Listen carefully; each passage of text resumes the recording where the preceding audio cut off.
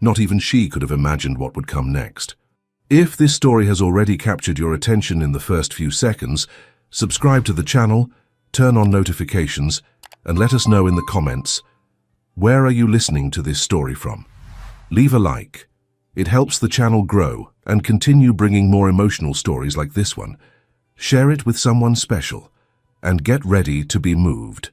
The suffocating air inside Techline Solutions' 15th floor wrapped itself around Samantha Miller like a humid shroud. The broken air conditioning had turned the glass-walled office into a slow-cooking oven, and the late July heat in Manhattan made everything worse.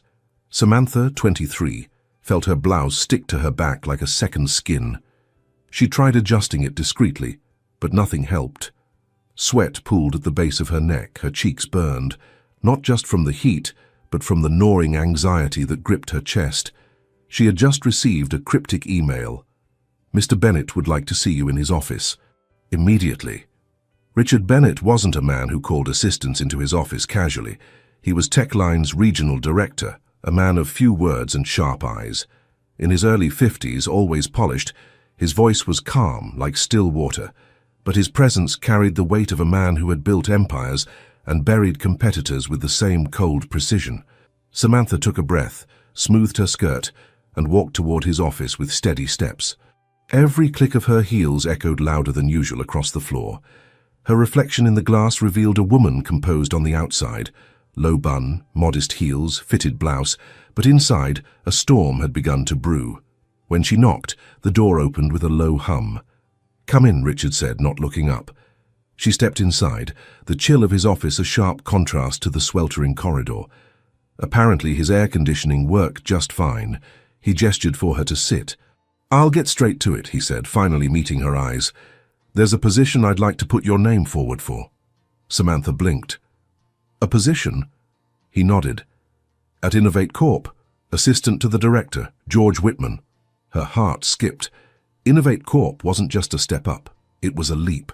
It was where real careers were forged, where people doubled or tripled their income and never looked back. Her mind struggled to keep pace as he continued. $15,000 a month, full health coverage, international travel, and the kind of access that opens every door. She couldn't stop the gasp that escaped her lips. "I've worked with Whitman before," Richard went on. "He trusts me. If I tell him you're ready, you'll get the interview." She nodded slowly, trying to process. "I don't know what to say, thank you." But the curve of his smile stopped her short. It wasn't kindness, it was calculation. "There is," he said, voice lowering. "One thing." Her stomach tightened. "George is particular," Richard said, drawing out the word. "He likes his executive assistants to have a certain kind of presence, maturity, confidence, life experience." She tilted her head. "Life experience?" He leaned back in his chair, fingers steepled. "He wants someone who has lived a little, who isn't naive." Samantha's skin prickled. There was something in his tone, an implication she couldn't quite place, or perhaps didn't want to. "I've seen your resume, Samantha. Your academic record is spotless. Your evaluations here are strong, but George values instinct, sophistication, a kind of personal readiness." The air between them thickened. She narrowed her eyes. "You're suggesting I'm not ready?" "I'm suggesting you may want to consider presenting yourself differently if this job matters to you." Silence. The fluorescent lights above seemed to hum louder as she processed the subtext. He wasn't talking about skills. He wasn't even talking about work. Her mind raced to all the ways a man like George Whitman might screen a candidate. Experience of life, personal readiness. Then came the moment she would replay in her mind for days to come. Richard shifted forward, voice quieter now. "Forgive me for being blunt, but your file includes notes on your background, your upbringing, even your social history." Her breath caught in her throat. "You're smart, Samantha, but you're still very—" He paused. "Sheltered." The word struck her like a slap. "How do you know anything about my personal life?" she asked, forcing her voice to remain calm. He raised his eyebrows. "We run background checks. It's not about judgment. It's about fit. George won't say it out loud, but I know what he looks for. A woman who carries herself like she's been through the world. You're young. Innocent even. That's not always a strength in his eyes. Her fingers curled into fists on her lap. So, Richard finished, if you want this opportunity, think about what story you want to tell when you walk into that room. Think about how you want to present yourself. You have 5 days. He turned back to his screen. The conversation was over. Samantha stood on shaky legs and walked out without a word. Her skin burned, but not from the heat this time. Inside the restroom, she leaned on the sink and stared into the mirror. Was this what it meant to be a woman in this world? Measured not by merit, but by some fabricated measure of maturity defined by men. Her reflection stared back at her, eyes wide, heartbroken, humiliated. And yet, beneath all of it, something shifted. Not rage. Not yet. But something else. A decision forming. That night, in her tiny apartment in Brooklyn, she lay awake in the dark, her phone clutched in her hand. She thought of all the sacrifices she'd made to get this far. All the times she'd chosen safety over risk, silence over honesty. She opened her messages. There was only one person she could call. One person who knew every version of her, from playground secrets to post-college failures. One person who never judged her, even when she couldn't understand herself. Nathan Brooks. Heir to a business empire, her best friend, the one man she had never dared to see through any other lens. Her thumb hovered above the keyboard. She hesitated. Then, heart-pounding, she typed, "Nathan, I need to talk to you tonight." She hit send and waited for the moment that would change everything. The night had folded itself over Manhattan like a velvet curtain, muffling the usual sounds of the city. Samantha stood in front of the towering glass building on the Upper West Side, her reflection fragmented by the entrance's double doors. It was nearly 11 p.m., and the streets were quieter than usual. Just a passing cab, a flickering street lamp, and the weight of her own heartbeat thudding in her ears. She had taken 3 trains and walked 12 blocks to get there. She could have taken a cab. Nathan would have sent a car if she'd asked, but walking made it feel like a decision, like she was claiming something, though she still didn't fully understand what. Her message had been simple. "Nathan, I need to talk to you. Tonight." He had replied almost instantly, "Of course, come whenever you want." Now standing in front of his building, she hesitated. What was she even doing? The doorman recognized her and let her in without a word.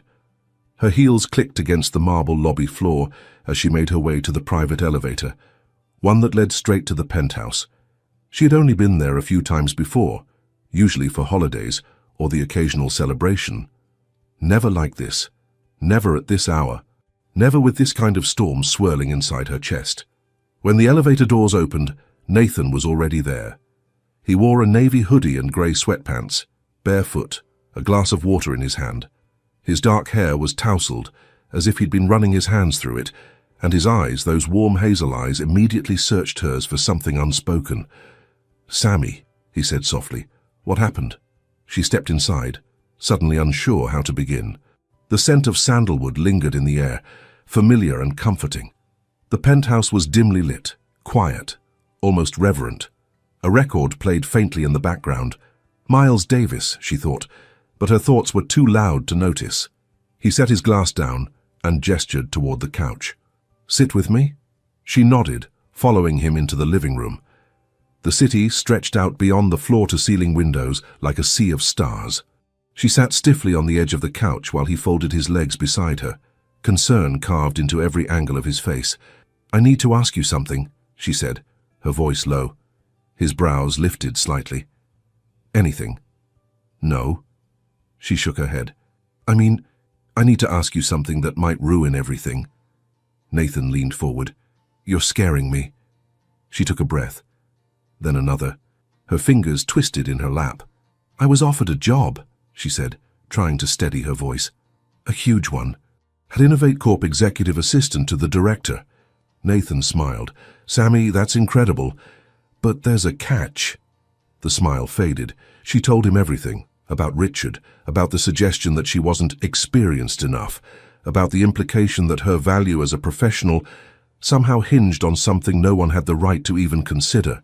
Nathan listened without interruption, his hands clasped together between his knees, his eyes never leaving hers. And then came the part she had rehearsed in her mind over and over on the train, but still felt impossible to say aloud. "They want someone with life experience," she whispered, "and I realized that if I don't change how I'm seen, I'll never be chosen for something like this." Nathan's expression darkened. "That's disgusting. It's illegal. I know," she cut in, "but that's not why I came here." She looked at him, throat tight. "I came because I want it to be you." Silence fell between them, so heavy it almost cracked the glass windows behind them. He stared at her, unmoving. "What?" he said, barely above a breath. "I want you to be the first. I trust you, and I don't want to go through this with someone I don't know, someone who doesn't care about me." Nathan sat back slowly, as if her words had knocked the wind from his lungs. "Samantha, you don't mean that." "I do." She could feel her pulse in her fingertips. "It's not just about the job anymore. It's about me taking control, doing something I choose for once." Nathan ran a hand over his face, standing abruptly. He walked to the window, staring out, then turned back to her. "Do you hear yourself?" he asked gently. "You're scared, you're angry, you're hurt, and you think that giving something away will make you feel stronger, but Sammy, this isn't you." "I'm not a child," she snapped, the crack in her voice betraying the tears building behind her eyes.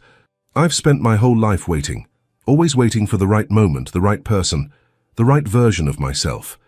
But when does that moment come?" His voice softened. "It comes when you're not trying to prove something to someone who doesn't matter." She stood now, too, facing him. "You matter," she said. "You've always mattered. You're the only one I've ever trusted. That has to mean something." "It does," he whispered. "God, it does." They stood inches apart. The air between them felt charged, like something had cracked open after years of being sealed tight. Her eyes searched his, pleading, determined, terrified. His hands hovered near her shoulders, unsure whether to reach out or retreat. "I don't want to take advantage of your pain," he said, voice shaking, "and I don't want to be something you regret." "You won't be," she said. "You could never be." For a moment, neither of them moved. The hum of the city, the music, the lights, it all fell away. There was only this room, this moment, this boundary neither of them had ever dared to cross.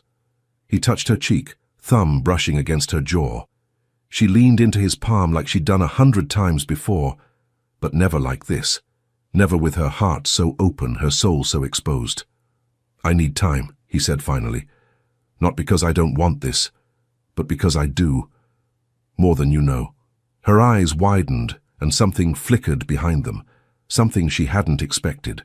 Then softly he added, "I've wanted you for years, Samantha, but not like this. Not in pain, not in desperation. I want you in love." It had been 3 days since that night in Nathan's penthouse, and Samantha couldn't stop replaying it in her mind, his hands trembling as they hovered near her, the honesty in his voice, the heat in the silence that stretched between them. He hadn't touched her, not in the way she expected, but something inside her had shifted forever. Since then, they had only exchanged a few texts, kind, safe, careful. She hated how awkward it felt now, when for years, being with Nathan had been effortless. He had been her safe place, her anchor. But now her feelings were tangled. Every memory between them looked different under this new light, and for the first time she wasn't sure if he still saw her the same way. On Saturday evening, Nathan sent her a message. Dinner, just us, no pressure. Just reading it made her chest flutter. He was trying, gently, slowly, giving her space but not letting her drift too far. It was exactly what she needed. They met at a small Italian restaurant tucked away in Greenwich Village, a place they used to go during college whenever they needed to escape the noise of the world. It was dimly lit, with flickering candles on the tables and the scent of roasted garlic hanging in the air. The kind of place where the walls whispered stories and nothing needed to be rushed. Nathan was already seated when she arrived, wearing a black button-down shirt, sleeves rolled to his elbows, fingers tracing the edge of his glass. When he looked up and saw her, something softened in his face. Relief. Admiration. Something else she couldn't yet name. "You came," he said. "I almost didn't," she replied, slipping into the seat across from him. "But then I remembered the tiramisu here." He smiled, but his eyes stayed on her a little longer than usual, like he was memorizing her, or maybe daring himself to say what needed to be said. The conversation started light. Work, news, the absurd heat wave. But underneath the surface, tension hummed like a quiet current. Every word, every laugh, felt like they were standing on a tightrope, stretched over something deeper. Midway through the pasta, he finally said it. "Samantha, I've been thinking a lot about what you said the other night." She looked up, fork pausing mid-air. "I wanted to be angry," he continued.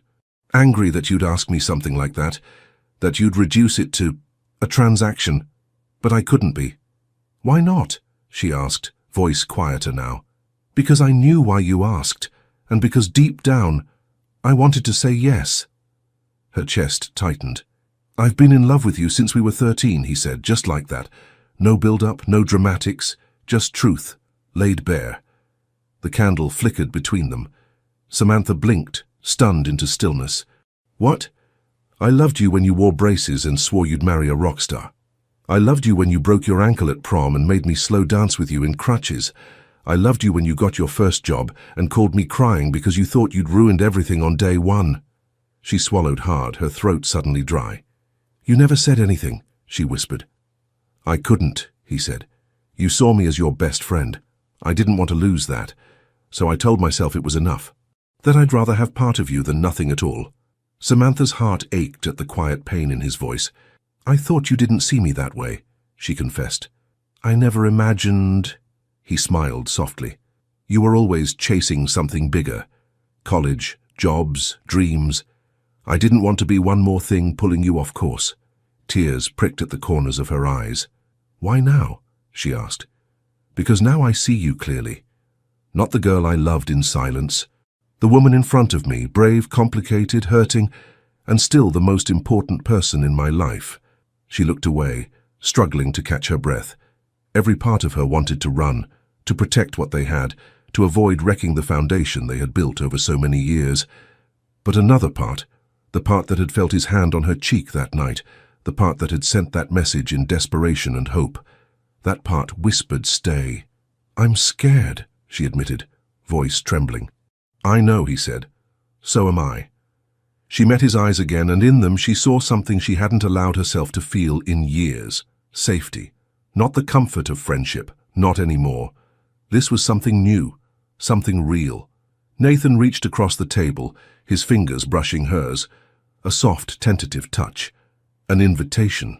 They sat in silence for a moment, the world around them fading into background noise. And then Samantha spoke, barely above a breath. "I don't think I can go back to the way things were." His thumb traced the back of her hand. "Neither can I." But neither of them said what came next, because some truths, once spoken, cannot be undone, and some feelings, once uncovered, refuse to stay buried. It was raining in Manhattan, the kind of rain that softened the city's edges, blurring streetlights into gold halos and muffling the chaos with a hush that felt almost sacred. Samantha stood under the awning of Nathan's building, watching the droplets race each other down the glass door. Her coat was damp at the hem, her hair slightly frizzy from the humidity, but she didn't care. She wasn't here by accident. Nathan had texted earlier that day. "Dinner at my place, I'll cook, no pressure." Just like before, no pressure. But this time she felt it, the weight of all they hadn't said, the weight of everything they had just begun to uncover. The elevator ride felt longer than usual. Her heart beat louder with every floor, her mind rewriting and undoing what she might say. And when the doors opened, he was already there, barefoot in dark jeans and a charcoal grey shirt, sleeves rolled, eyes soft with something she hadn't seen in a long time. Invitation without expectation. "Hey," he said, his voice like velvet. "Hey," she echoed. The apartment smelled like rosemary and garlic, warm and grounding. Jazz hummed in the background, candles flickered along the kitchen island. Everything was simple, intimate, intentional. He handed her a glass of wine without a word. Their fingers touched briefly. Warm, electric. Samantha sipped slowly, trying to steady her nerves. The past week had been a whirlwind of emotional revelations, unexpected truths, and sleepless nights. But tonight felt different. Still, waited, like they were standing at the edge of something neither of them could name yet. They sat down to eat. Her favorite, lemon herb salmon, grilled asparagus, roasted potatoes. Nathan had remembered every detail. She smiled between bites, letting the familiarity of the food anchor her. "You're quiet," he said gently. She looked up. "I'm thinking." "Dangerous," he teased. She smiled, but it didn't reach her eyes. "I keep asking myself if this is real," she said. "What part?" "All of it. Us. This shift. It feels like the ground moved beneath my feet and I'm still trying to find where to stand." Nathan leaned back in his chair, watching her. "It is real, but I know it's scary." She nodded. "You've always been my safe place, and now I feel like I'm seeing you for the first time, and I don't know what to do with everything I'm feeling." He stood and walked around the table, pulling her gently to her feet. "You don't have to do anything," he whispered. "Not tonight. Not ever. Unless you want to." She looked up at him, the flickering candlelight dancing in his eyes. There was no pressure in his touch, no urgency, just warmth, just him. "I do want to," she said, her voice barely audible. "But not because of the job, not because I need to prove something, because I finally see you too, and I don't want to keep pretending I don't feel this." The silence that followed wasn't awkward. It was reverent. He led her toward the living room, slow and patient. The world outside continued to fall away, one heartbeat at a time. The city, the pressure, the noise, none of it mattered here. Samantha felt his hand rest gently on her waist, his thumb brushing the small of her back. Her breath caught. Her pulse thrummed in her ears. She reached up, her fingers tracing the line of his jaw. He closed his eyes at her touch, leaning into it like it was something holy. And then, finally, their lips met. It wasn't rushed. It wasn't desperate. It was slow, almost hesitant, as if both were memorizing the feeling, storing it somewhere sacred. A kiss that didn't demand anything, but gave everything. He pulled her closer, and she felt her body mold to his, as if this had always been meant. The heat between them wasn't just physical, it was emotional, soul-deep, centuries old. When he whispered her name, it sounded like prayer. "Samantha." She looked at him, eyes wide, breath shaky. I know," he said gently, brushing a strand of hair from her face. "That's why I'm here. That's why I'll be patient." Every second, the tenderness in his voice undid her. She nodded, eyes glistening. They moved together in quiet harmony. His fingertips trailed reverently across her skin, as if he was learning a language he already knew by heart.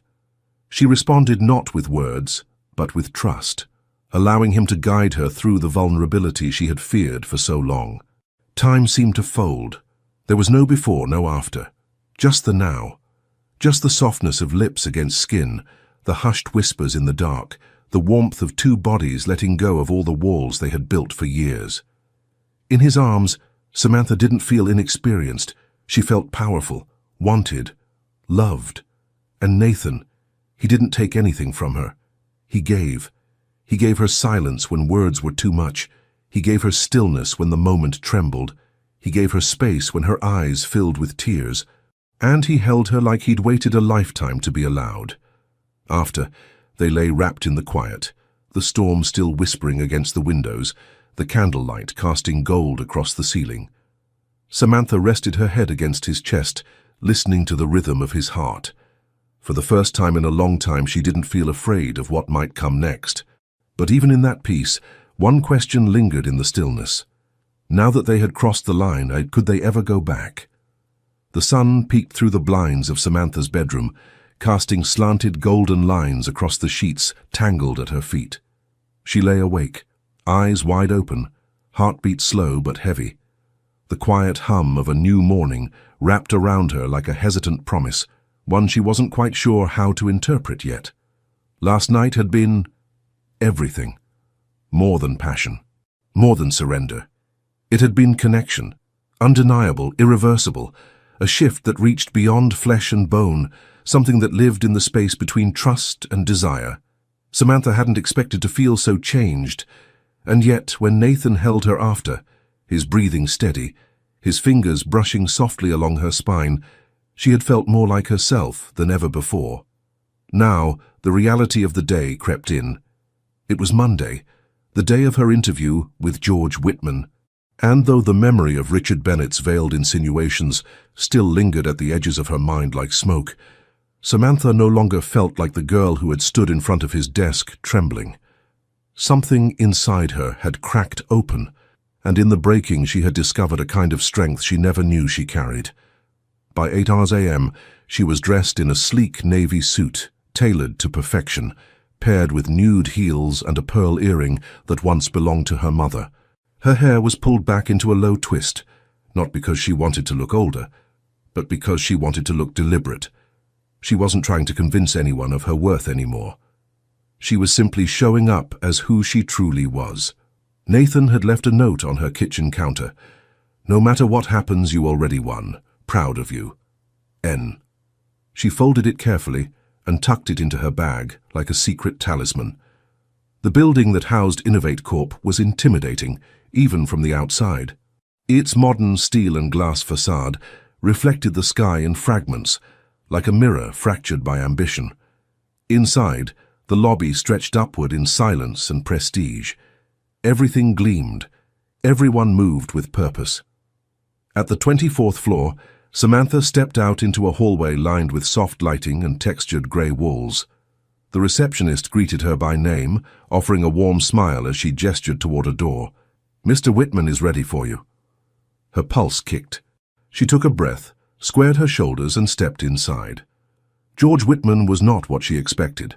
He was in his 60s, balding, wearing wireframe glasses and a navy vest over a crisp shirt. He stood when she entered, extending a hand that was firm but not aggressive. His eyes, sharp, intelligent, studied her with an intensity that suggested nothing escaped him. "Ms. Miller," he said, "have a seat." The next 45 minutes were a blur of questions, observations, and challenges. He asked about her past roles, her approach to pressure, how she handled difficult executives, last-minute changes, broken systems. But he also asked unexpected things. What do you value in loyalty? When do you know you're in the right room? What do you do when your intuition disagrees with your logic? Samantha answered honestly, without rehearsed lines. She didn't pretend to be more experienced than she was. Instead, she spoke with clarity, with quiet confidence that didn't scream to be noticed, but demanded to be respected. At one point, Whitman leaned back in his chair and watched her for a long beat. "Mr. Bennett said you might not be ready," he said finally. "Said you lacked certain worldly perspectives." Her breath caught just for a moment, but she didn't flinch. "I've lived a different kind of experience," she replied calmly. "One that taught me how to read people, how to adapt, how to listen. That's what matters in this role. You don't need someone who's been everywhere. You need someone who knows when to speak and when to hear what wasn't said." He smiled, small but real. When the interview ended, he stood and offered his hand again. "You'll hear from us soon." But as Samantha stepped into the elevator, her phone buzzed. It was from the HR department. "Congratulations, the position is yours. Please check your inbox for your offer letter and onboarding documents." She read the message twice, then again, the words almost surreal. People walked past her, busy, indifferent, but Samantha stood motionless, hand clutching her phone, eyes wide with disbelief and awe. This moment didn't feel like a win over others. It felt like a homecoming, a return to the self she had buried beneath fear and expectation. When she finally stepped outside, the sun had fully risen. The rain from the weekend had cleared, leaving the sidewalks damp but glistening. She paused on the corner, letting the breeze lift a strand of hair from her cheek. It wasn't the job that filled her with emotion.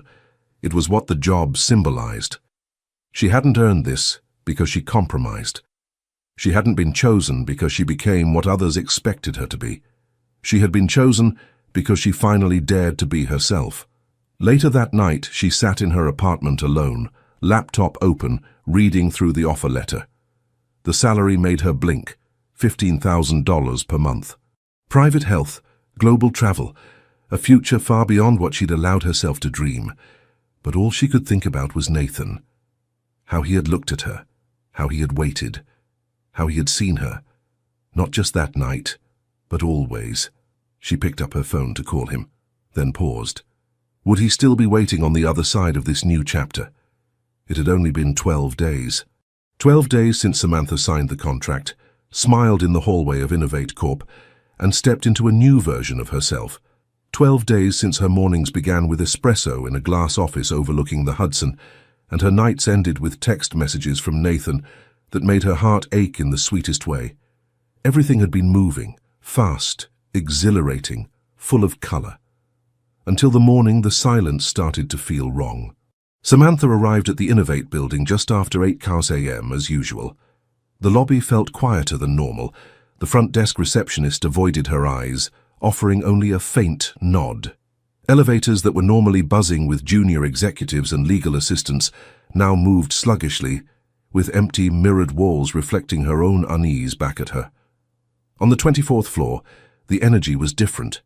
Phones were silent. People whispered near water coolers and disappeared behind glass conference doors that had never been closed before. Her desk, pristine and carefully organized, felt suddenly fragile, like a set piece waiting to be torn down.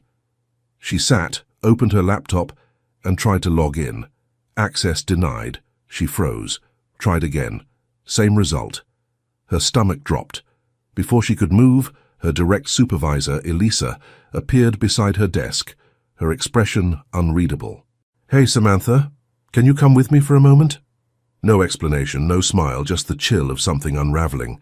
They walked in silence to a small, nondescript meeting room at the far end of the floor. Inside, a man from HR and a woman in legal were already waiting, both with folders in front of them and tight, polite expressions. Samantha sat slowly, her heart now thudding in her ears. Elisa took the seat beside her. "First, I want to say this isn't about you," Elisa said, her voice calm but rehearsed. "You've done nothing wrong." Then the man from HR spoke. "As of this morning, Innovate Corp's executive board has frozen all hiring activities following a federal investigation into George Whitman's financial conduct." The words landed like bricks. "Wait, what?" "Mr. Whitman was taken into custody early this morning. There are allegations of fraud, embezzlement, and insider trading. It's a developing case." Samantha blinked, stunned. Elisa leaned forward. "Unfortunately, all recent hires under his division are being reviewed. Legally, we're required to suspend your position until further notice." "Suspended?" she echoed. The woman from legal shook her head gently. "Given the nature of the investigation, we have to treat the contracts as invalid. Mr. Whitman acted outside of policy. Until the board decides how to proceed, all job offers made within the last 30 days are nullified." Samantha's breath caught in her chest. "So, I don't have a job?" A pause. "We're truly sorry," Elisa said. The rest of the conversation blurred. Phrases like severance, reputation management, and cooperation with authorities swirled around her like smoke she couldn't inhale. She nodded mechanically, signed the forms handed to her, and was escorted back to her desk with just enough time to gather her personal items, her plants, her notebook, the card Nathan had tucked into her purse and she'd pinned to her corkboard. "Go be the fire, you were never meant to stay small." By 10:15 a.m., Samantha was outside on the sidewalk, the wind biting her cheeks, the city moving around her like it hadn't even noticed. She stood still for a long time. The high of a dream fulfilled had crashed with no warning. Her world had flipped in under 2 hours. The version of herself she'd just begun to believe in, the professional, the adult, the woman in control, felt like a costume someone had snatched away. She went home and collapsed on the couch, unable to cry, unable to speak. The silence in the apartment mocked her. Her inbox flooded with news alerts about the scandal. Tech titan arrested in 300mm fraud case. George Whitman allegedly orchestrated decade-long insider trading network. Innovate Corp faces federal freeze and internal collapse. Every headline hit like a fresh blow. By late afternoon, Nathan called. "Hey, are you okay?" he asked. She didn't know how to answer. She wanted to tell him everything, to fall into the safety of his voice, to let him remind her who she was, but her shame was louder. And then, unprompted, the thought surfaced, did I sleep with him for nothing? The moment it landed, she recoiled from it, but it was too late. The seed had been planted, not because she believed it, but because the world would. She pressed the phone to her chest and sobbed, guilt flooding her ribs like ice water. She had done something brave, something vulnerable, something real. But now, stripped of the job that had seemed like a symbol of transformation, all she felt was naked, uncertain, fragile. She didn't return Nathan's call, or his second, or the message that came hours later. I'm here, no matter what. Please let me in. She didn't know how to let anyone in anymore, because the door she had opened so wide had slammed shut just as quickly, and Samantha wasn't sure she had the strength to open it again. The days that followed unfolded in slow motion, like pages of a book someone had dropped into water, warped, unreadable, and heavier than they should be. Samantha barely left the apartment. The city outside her window kept spinning, horns blaring, people rushing, lights blinking with no awareness of her stillness. But inside her small Brooklyn walk-up, time had collapsed. Her routines dissolved. Coffee went cold on the counter. Clothes stayed folded in the basket. The mirror gathered dust. Her phone remained silent, not because no one called, but because she didn't answer. Nathan had texted again the morning after the scandal broke. "Please, Sammy, let me come to you." She stared at the message for 10 full minutes, fingers hovering above the screen. But in the end, she turned the phone face down and walked away. It wasn't just the job, it was the shame. She had made a choice, a deeply personal, irreversible choice. And then the very thing that had catalyzed her bravery had turned out to be a lie. It didn't matter that she hadn't slept with Nathan for the job. It still felt like the timing betrayed her. Like her emotions had been manipulated by fate itself. Worse, it felt like she had tainted something sacred between them. She knew Nathan wouldn't see it that way. He'd never say those words, but that didn't stop the voice in her own head from whispering it over and over. He probably regrets it too. She avoided her email. Her inbox overflowed with notifications, job sites, recruiter follow-ups, unread HR apologies from Innovate. She couldn't face them. Not yet. Days turned into a week, and then another. The silence between her and Nathan expanded, becoming a presence in itself, like a third person sitting in the room, staring at her every time she considered reaching out. She missed him, desperately, his warmth, his certainty, the way he said her name like it held weight. But how could she face him when all she felt was failure? On the 9th day, she returned to Techline.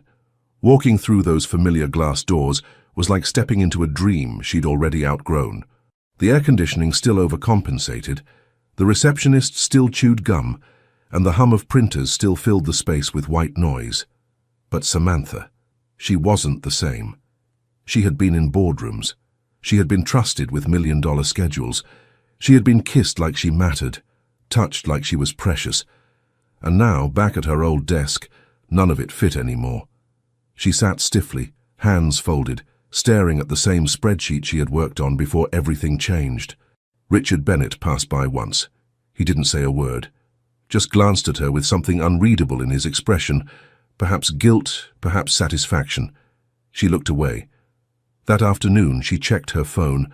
No messages. For the first time, Nathan hadn't tried. That night, she stood in front of the mirror, towel wrapped around her, steam rising from the shower still fogging the edges of the glass. Her reflection looked unfamiliar, older, harder, sadder. She traced her fingers over her collarbone, the same place Nathan had kissed when he told her she was brave. That moment felt like another life. Then, impulsively, she typed his number into a new message. "Hey." She stared at it, then deleted it. Typed again. "Thank you for calling that night. Sorry I didn't answer. I wasn't ready." She hit send. 5 minutes passed, then 10. Her phone buzzed.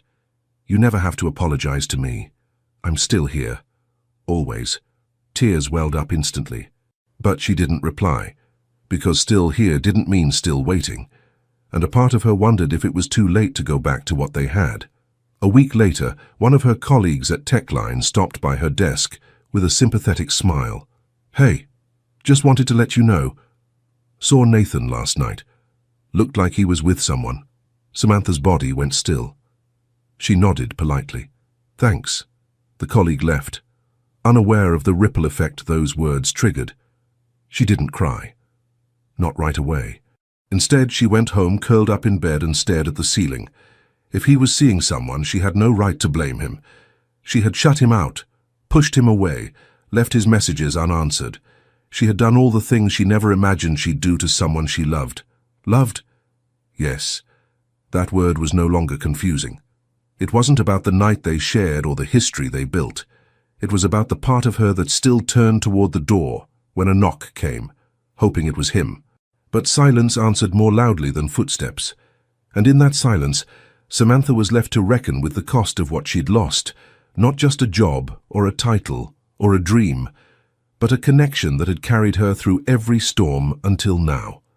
The call came on a Thursday morning. Samantha was halfway through her second cup of coffee, seated at her desk at Techline, staring blankly at a spreadsheet she'd updated 3 times already. Her eyes were puffy from a restless night, her heart sore from a silence that had now stretched into nearly 2 weeks. Nathan hadn't called again, and she hadn't dared to reach out. The phone in her purse buzzed once, then again. Unknown number. She hesitated, then answered. "Hello? Good morning, Ms. Miller. My name is Rachel Harmon. I'm calling from Harrison & Solutions. We recently received a strong internal referral for an open senior associate position, and your name was presented as a top candidate. Would you be available for a virtual interview this afternoon?" Samantha blinked. I'm sorry. What company did you say?" "Harrison & Solutions," Rachel repeated. "We're a global strategy and consulting firm. We have a Manhattan office, but this role is hybrid flexible, with opportunities to work with international clients." Samantha's pulse picked up. She'd heard of them, of course she had. Harrison was prestigious, selective, the kind of place where people either burned out or built lifelong careers. She'd never applied there. She'd never even dreamed that someone like her would end up on their radar. "I didn't apply," she said slowly. "I understand," Rachel replied. "As I mentioned, it was an internal referral. Extremely strong, I might add." Samantha's heart beat louder. "Do you know who referred me?" "I'm afraid the referral was marked confidential," Rachel said, "but we take those very seriously." A pause. "So, are you available at 2 p.m. today?" Samantha nodded, before realizing she needed to answer out loud. "Yes," she said quickly. "Yes, absolutely." When she hung up, her hands trembled. She stood, walked to the break room, and splashed cold water on her face. Her first instinct was suspicion. Why now? How? But beneath the confusion, a small flicker of hope ignited, warm, cautious. She prepared for the interview, like her life depended on it. At 1:58 p.m., she logged into the video call, heart pounding beneath her blouse. Rachel was already there, joined by 2 other panelists, a senior consultant and an operations director.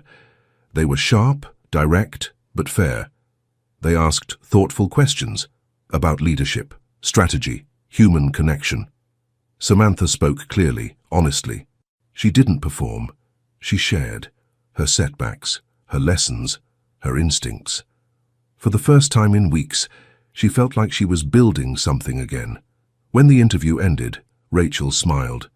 "We'll be in touch very soon. Thank you for your time, Samantha." That night she didn't sleep much. She stared at her phone long after midnight, wondering, could it have been him? Nathan? Had he referred her? It seemed absurd. They weren't talking.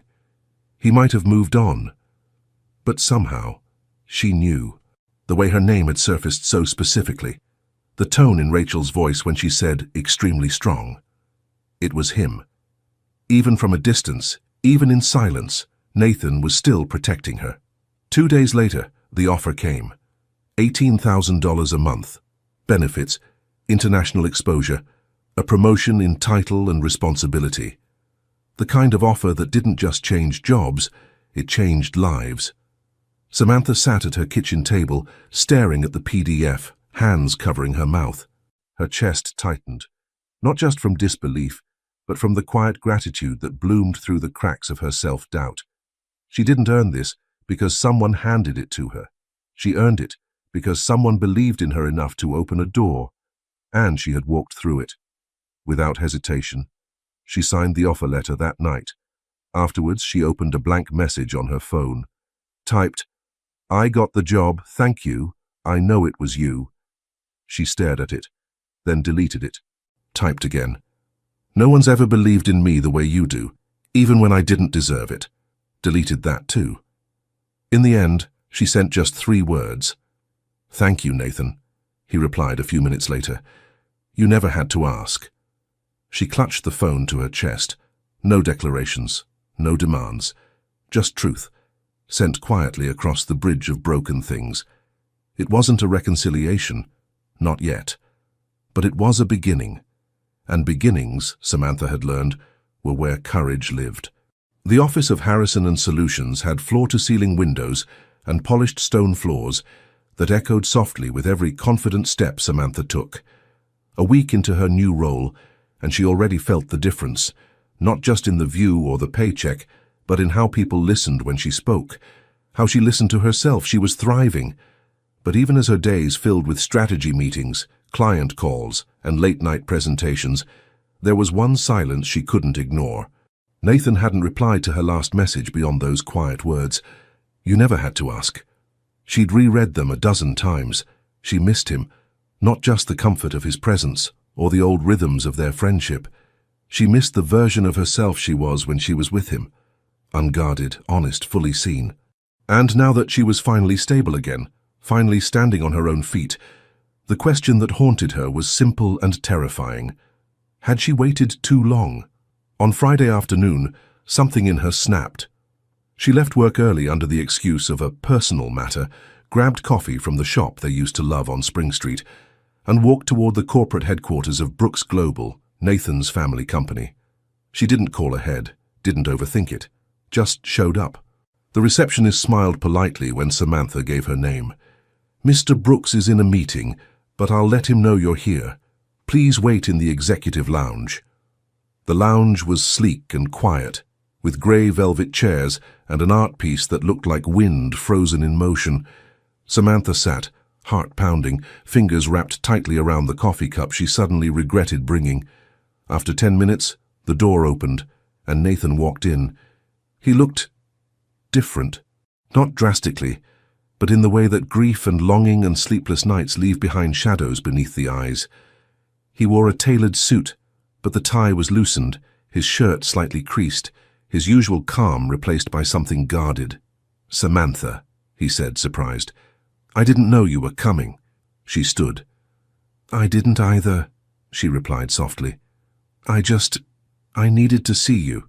A long silence stretched between them. Then she added, "Thank you for what you did." He nodded slowly. "You earned that job. I just reminded them to look your way." She smiled, but it didn't reach her eyes. "I've missed you," she said. Nathan exhaled, running a hand through his hair. He didn't speak right away. His eyes flicked toward the hallway behind him. And then she saw her. A woman standing just outside the glass wall talking with an assistant. Blonde, elegant, the kind of tailored perfection Samantha had never tried to be. She carried herself like someone used to rooms like this. Lauren Mitchell. Samantha had seen her before, online in articles on Nathan's arm at charity events, and now, seeing her this close, the knot in her stomach twisted tighter. "She works here now?" Samantha asked, voice thin. Nathan's eyes darkened, but he didn't flinch. "She joined the firm last month." "So, you're together?"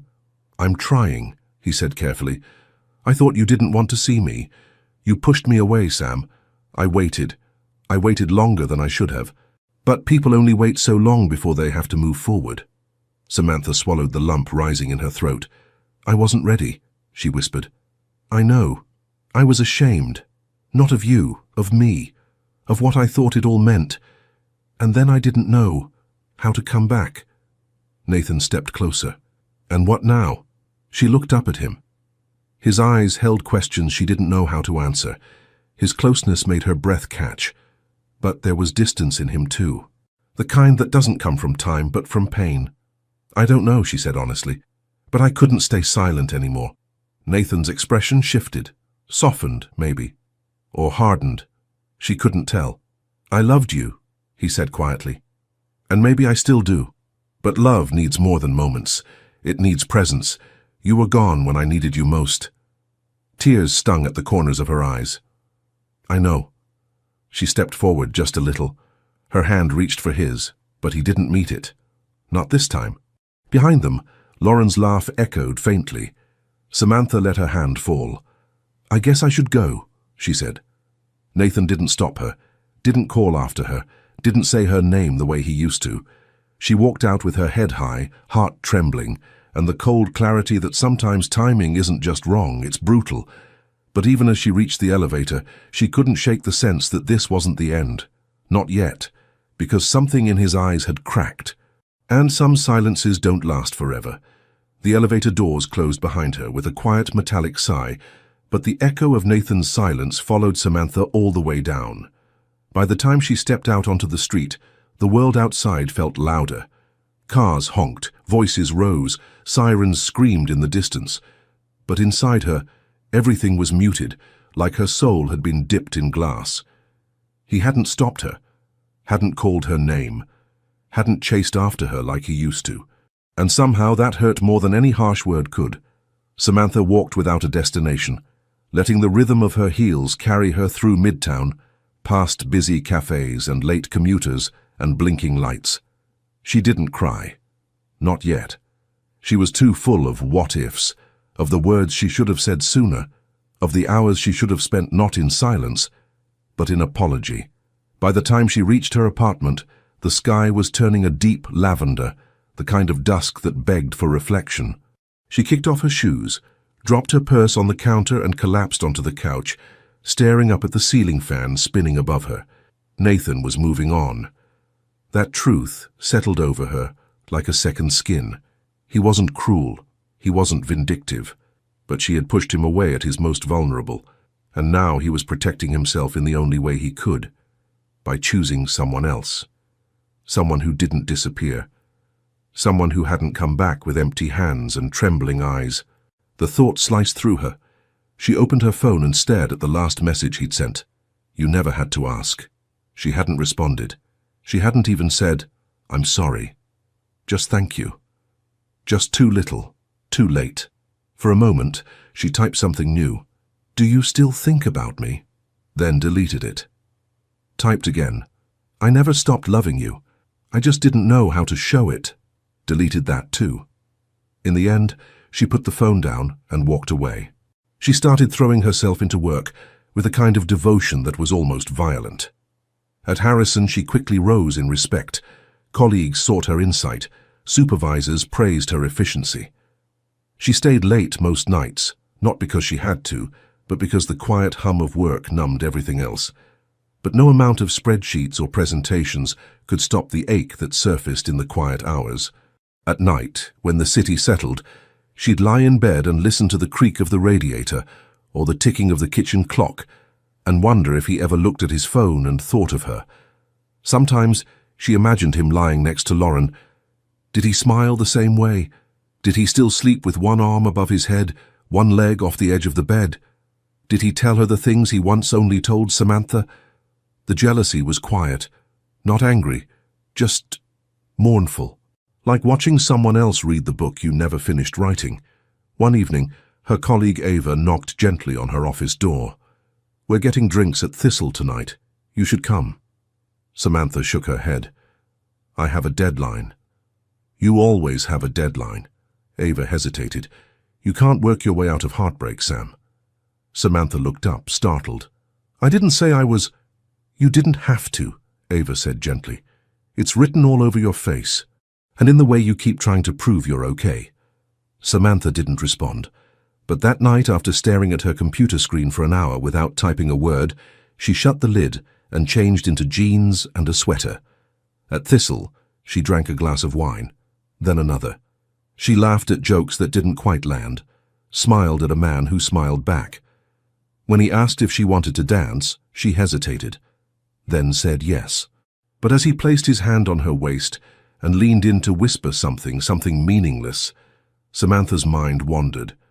Back to the rooftop of Nathan's old apartment, back to his thumb tracing circles on her shoulder as they watched fireworks.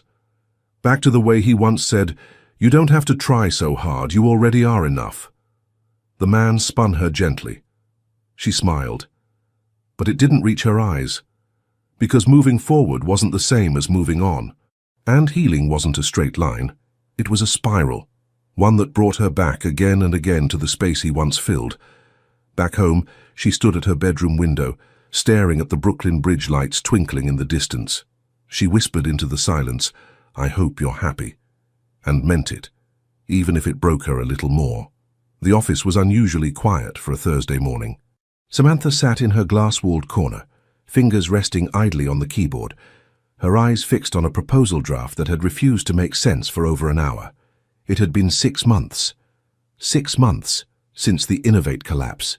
6 months since Nathan's last message. 6 months since she'd stood in his office and watched him not stop her. The pain had dulled, but never disappeared. Like a faded bruise on the soul, no longer fresh, but still sore when pressed. Samantha had learned to smile again, to speak with confidence in meetings, to answer emails without letting her heart stutter at names that weren't his. But on this particular morning, something shifted. It started with a knock at the glass door. Her assistant poked her head in, uncertain. "There's someone here to see you, no appointment." Samantha frowned. "Who?" The woman hesitated. "He said his name is Nathan Brooks." Samantha's heart stopped. Literally, for a second, she forgot how to breathe. "Send him in," she whispered. The door opened slowly, and there he was, not in a suit, not in his usual perfection. Nathan stood in dark jeans, a slate-grey t-shirt under a rain-damp jacket. His face was thinner. His eyes, still the same warm hazel, looked like they hadn't seen real sleep in weeks. He held a small folded piece of paper in one hand. The other stayed clenched at his side. She stood automatically, her voice nowhere to be found. "Hi," he said, soft but steady. "What are you doing here?" she managed. He stepped inside, closed the door gently behind him. "I wasn't sure you'd see me." "I almost didn't," she admitted. He nodded, glancing down at the paper in his hand, then back up at her. "I ended things with Lauren," he said simply. Samantha blinked. "What?" 3 months ago. "But I let people think what they wanted. It was easier than explaining why I couldn't love someone the way I loved you." Her knees weakened slightly. She sat down before they gave out.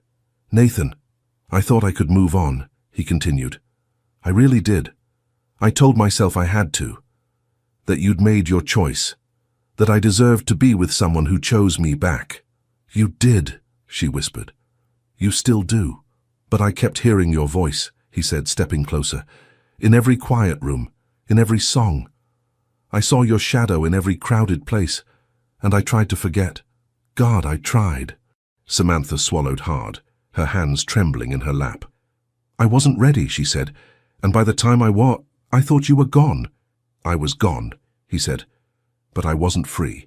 He unfolded the paper in his hand and passed it to her. It was a photo, old, faded, her and Nathan, teenagers, sitting on the edge of a rooftop with cheap soda cans in hand and the city glowing behind them. She had braces, he had ridiculous hair. They were laughing. "I've kept that for 16 years, he said. "It was the night I realized I loved you." Samantha's throat closed. "I didn't know," she whispered. "I never told you," he said, "because I was always afraid that if I told you, it would ruin everything."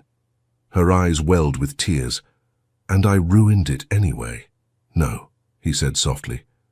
"We both did." Silence wrapped around them. Not cold this time, not distant, just full of everything that had never been said. She stood slowly, walked around the desk until she was right in front of him. "I'm not the same girl you fell in love with," she said. "I've made mistakes, I've been selfish. I shut you out when all you did was love me." "I don't want the girl I loved," he said, voice thick. "I want the woman you became because of everything you went through, even the parts that broke you." She looked up at him, tears threatening to spill. "I don't know how to fix this," she admitted. "You don't have to," he whispered. "Just let me stay this time." Her hand found his. Fingers curled against familiar skin, and the dam broke. Tears slipped silently down her cheeks, but she didn't pull away. He didn't wipe them. He just let her feel. Because love wasn't loud. It was this: presence, forgiveness, beginning again. He leaned in, not to kiss her, but to rest his forehead against hers. Breath to breath, heartbeat to heartbeat. "I'm still yours," he said, "if you'll have me." And Samantha closed her eyes, because part of her still didn't believe this was real. But all of her hoped it was. The rain gently tapped against the windows of the Brooklyn Heights penthouse, and the aroma of fresh coffee lingered in the air, mixed with the subtle scent of jasmine that Samantha always spritzed on her wrists in the morning. The city was still asleep, wrapped in a grey veil of mist and silence. She gazed out the window at the view, her hair loose around her shoulders, a mug in her hands, and her heart at peace. A year had passed since Nathan returned. A year since she had said yes, not with words but with the decision to stay, to begin again, to love with courage. Now they shared that spacious and cozy space, with windows opening to the world and enough room to breathe without losing each other. There were books scattered across the living room, recipes stuck to the fridge, laughter echoing on lazy Sundays, and the kind of silence that embraces rather than pushes away. Samantha had turned down the offer to take over a branch in Miami. The offer was tempting, financially absurd, but she didn't hesitate. Not this time. Time had taught her that not every promotion is worth the distance from the one who holds your hand when you wake up crying for no reason. She had been promoted right there in New York to regional director at Harrison. Now she led with empathy, vision, and strength, but she didn't need to prove anything to anyone anymore, not even to herself.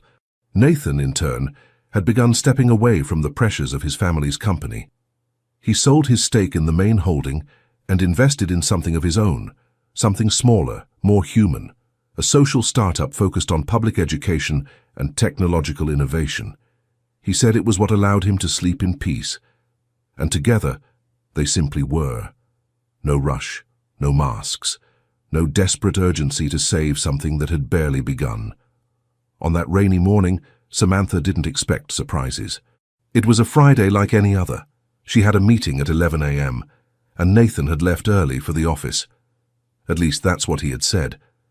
But when she returned from the shower, a small box, wrapped in matte blue paper with a golden ribbon, rested on her pillow. Beside it, a note: "Do you still like promises?" Her heart stumbled. She sat on the edge of the bed with trembling hands and carefully untied the ribbon. Inside the box was an old ring, with a small oval diamond and a finely crafted white gold band. It was discreet, delicate, and absurdly familiar. When she held it between her fingers, she understood why. It was the ring from his adolescence, the one Nathan had once shown her in secret at 17 when he said, "I bought this at some fair. One day I'll give it to someone, if I'm brave enough." She laughed through her tears, unable to take a full breath. Before she could rise, the door to the room opened. Nathan was there, wet from the rain, hair dripping, eyes shining like the night he had said, "You're already enough." "You kept this," she whispered, showing him the ring. "For 15 years, he replied, stepping closer with slow, deliberate steps. "But it wasn't the right time. You weren't the woman standing before me now, and I wasn't the man who could keep up with you." She swallowed hard. And now? Now he knelt. No rush, no rehearsal. "Now I know that the most beautiful love doesn't come from certainty. It comes from choice, from the daily choice, to stay even when it's easier to run away." He took her hand, still damp from the shower, still trembling with emotion. "Will you be my home in this world, with all its imperfections? With everything we've been and everything we'll still become?" Samantha cried without making a sound, because she didn't need to, because every tear said yes. She nodded, laughing through her tears. "Of course I will, Nathan." He slid the ring onto her finger, not perfect, not new, but full of history, full of time, full of waiting. Then he hugged her, strong, long. Right there, in the silence between a proposal and a future, their world began again. Not the way they imagined in youth, but better, more real, more mature, more human. They didn't need to heal to deserve love anymore. They had chosen each other to heal together. And that was the beginning of everything. Not every love story begins with a kiss, and not every reconciliation happens at the right time. But sometimes, love endures, even when it's wounded, even when everything seems lost.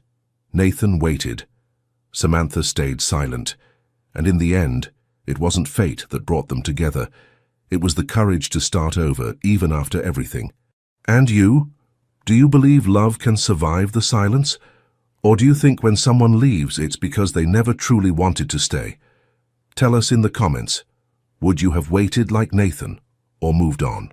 Subscribe to the channel, turn on notifications, and let us know. Where are you listening to this story from? Your like helps this channel grow and keep bringing more emotional stories like this one. Share it with someone who needs to believe in love again.